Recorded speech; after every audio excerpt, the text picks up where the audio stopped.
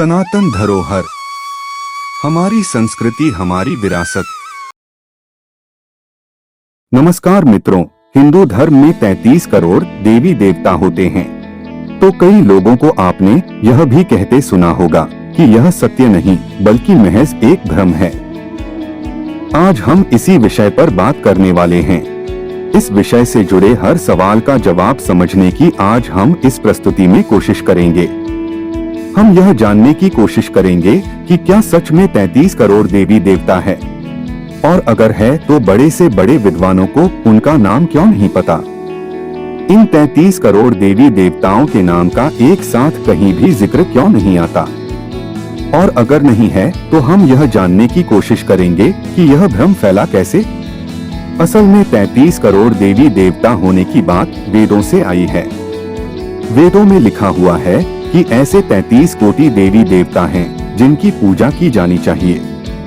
गौर कीजिए कि वेदों में कोटि शब्द का प्रयोग किया गया है, करोड़ शब्द का नहीं।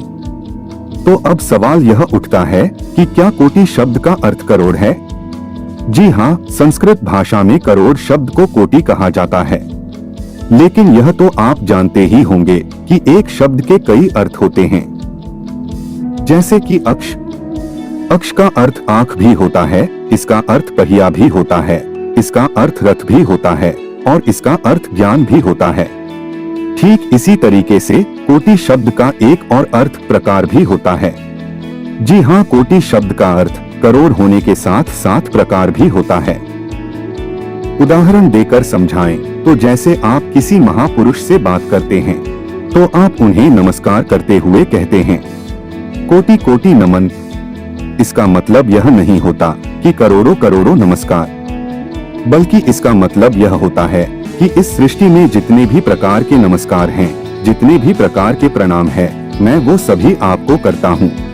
कोटि कोटि प्रणाम सामने खड़े महाज्ञानी को सम्मान देने के लिए कहा जाता है।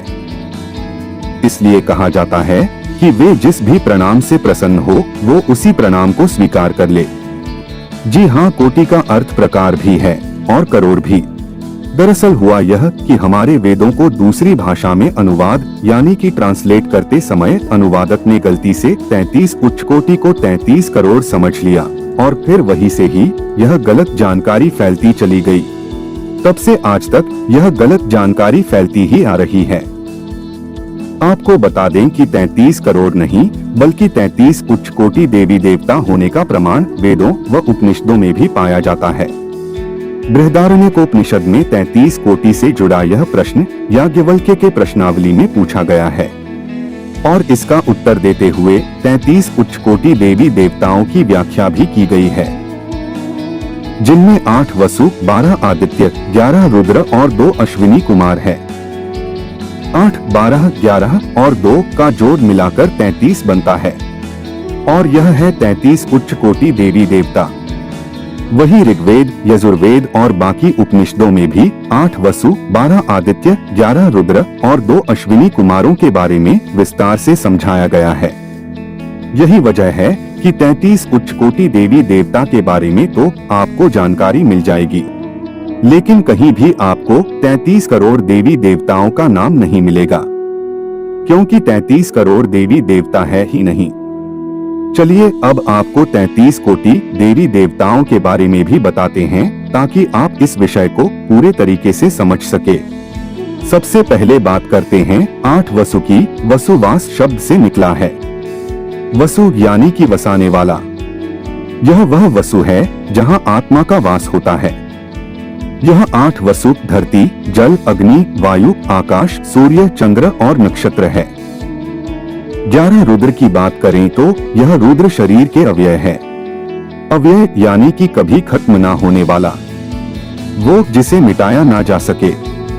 बता दे कि शरीर में यह 11 अव्यय होते हैं, और जब मनुष्य मृत्यु को प्राप्त हो जाता है तो उसके भीतर से यह 11 अव्यय निकल जाते हैं, जिसके बाद उसे मृत मान लिया जाता है। शरीर से निकलने वाले इन 11 अव्यय के यानी कि 11 रुद्र के नाम प्राण, अपान, व्याम, उदान, समान, नाग, कुर्म, कृकल, देवदत्त, धनंजय और इनके अलावा 11वां रुद्र जीवात्मा है। जब शरीर से 11 रुद्र निकल जाते हैं तब सगे संबंधी रोने लगते हैं। इसलिए रुद्र को रुलाने वाला भी कहा जाता है। रुद्र का अर्थ ही रुलाने वाला होता है। 12 आदित्य की बात करें तो आदित्य सूर्य का नाम है और 12 आदित्य समय से जुड़े हैं। भारतीय कैलेंडर सूर्य पर ही आधारित है और समय के 12 महीने 12 आदित्य होते हैं।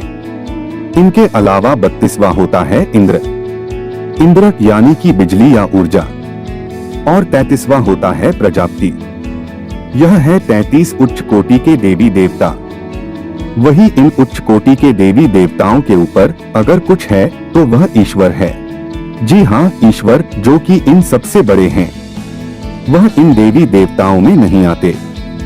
ईश्वर को सबसे बड़ी शक्ति कहा जा सकता है। चलिए आपको देवता और ईश्वर में फर्क बताते हैं। देवता यानी कि देने वाला, ईश्वर भगवान और देवता अलग अलग है। जो भी आपको कुछ देता है, जैसे सूर्यदेव, क्योंकि सूर्यदेव आपको रोशनी देते हैं। जैसे चंद्रदेव, क्योंकि चंद्रमा भी आपको प्रकाश देते हैं। जैसे गुरुदेव, क्योंकि गुरु भी आपको ज्ञान देते हैं। माता पिता को भी देवता ही कहा गया है, क्योंकि वह आपको जन्म देते हैं।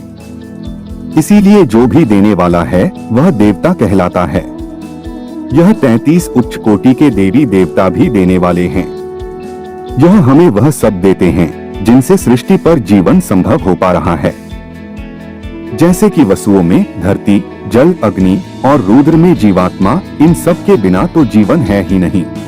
इसलिए यह देने वाले हैं, इसीलिए यह उच्च कोटि के हैं, इसीलिए यह देवता है। लेकिन एक सवाल यह भी उठता है कि यह 33 उच्च कोटि देवी देवता ही क्यों हैं? 32 या 34 क्यों नहीं? ऐसा इसलिए क्योंकि सृष्टि को चलाने के लिए इन उच्च कोटि देवी देवताओं की जरूरत होती है। अगर इन 33 में से एक भी कम हो तो कुछ नहीं बचेगा। इनमें से कोई एक भी कम हुआ तो जीवन संभव है ही नहीं। और 33 उच्च कोटि देवी देवता 34 नहीं है, क्योंकि 34वें देवी देवता की जरूरत ही नहीं है। सृष्टि का संचालन 33 कोटि देवी देवताओं से पूर्ण रूप से संभव है। बता दें कि इन 33 कोटि देवी देवताओं में सिर्फ 2 ही ऐसे होते हैं जिनमें चेतना होती है। बाकी 31 को प्राकृतिक शक्तियां कहा जा सकता है। 8 वसु, जिनमें जल, अग्नि, धरती, यह सब आते हैं, यह भी प्राकृतिक शक्तियां हैं। 12 आदित्य जो समय से जुड़े हुए हैं, यह भी प्राकृतिक शक्तियां हैं। और 11 रुद्र यानी कि 10 प्राण और 1 जीवात्मा, यह भी प्राकृतिक शक्ति है। इसके अलावा बाकी 2 अश्वनी कुमार, इंद्र और प्रजापति, इनमें चेतना भी होती है और प्राण भी। प्राकृतिक शक्तियों के अलावा इन्हें चेतन भी कहा जा सकता है। हमारा मतलब है वो जिनकी 5 इंद्रियां सक्रिय हो। उम्मीद करते हैं कि अब आपको 33 कोटि देवी देवता इसका अर्थ पूर्ण रूप से समझ आ गया होगा। मित्रों, आपको हमारी यह प्रस्तुति पसंद आई है तो कमेंट में हर हर महादेव जरूर लिखना।